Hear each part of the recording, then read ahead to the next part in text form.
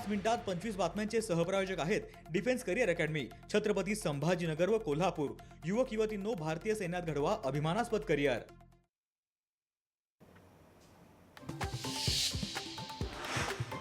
सिल्लोडमध्ये उद्धव ठाकरे पक्षाच्या वतीने ST bus भाडेवाढ विरोधात चक्का जाम आंदोलन। या आंदोलनामुळे एसटी बसची वाहतूक व्यवस्था ठप्प।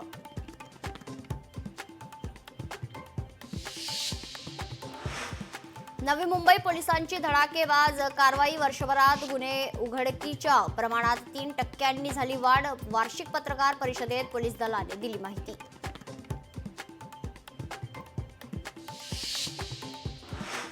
नालासोपाऱ्यातील अनधिकृत इमारतींचा कारवाई पालिकेने खरंतर थांबवली आहे। 41 इमारतींपैकी 31 इमारती तोडायच्या बाकी। पालिकेने 31 तारखेपर्यंत पोलीस बंदोबस्त केला तैनात।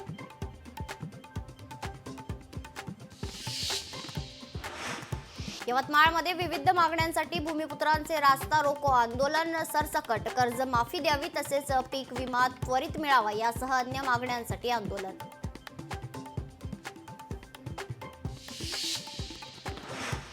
नागपुरात उपशिक्षणाधिकारी आणि वरिष्ठ लिपिकावर लाचलुचपत प्रतिबंधक विभागाची कारवाई। या कारवाईमुळे शिक्षण क्षेत्रात मोठी खळबळ।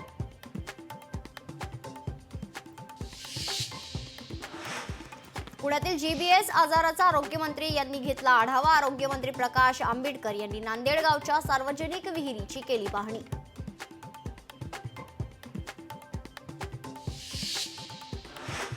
नाशिकमध्ये कांदा उत्पादक शेतकरी संकटात। कांदा शेतीवर मारलेल्या कीटकनाशकामुळे कांदा शेती उद्ध्वस्त।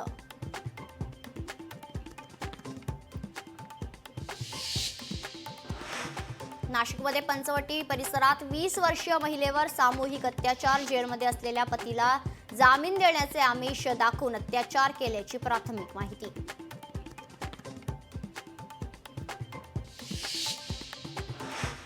नागपुरात गुटखा विक्री करणाऱ्या किराणा दुकानावर पोलिसांची कारवाई। 2,44,000चा मुद्देमाल जप्त। गुटखा विक्री करणाऱ्या किराणा दुकानदाराला अटक।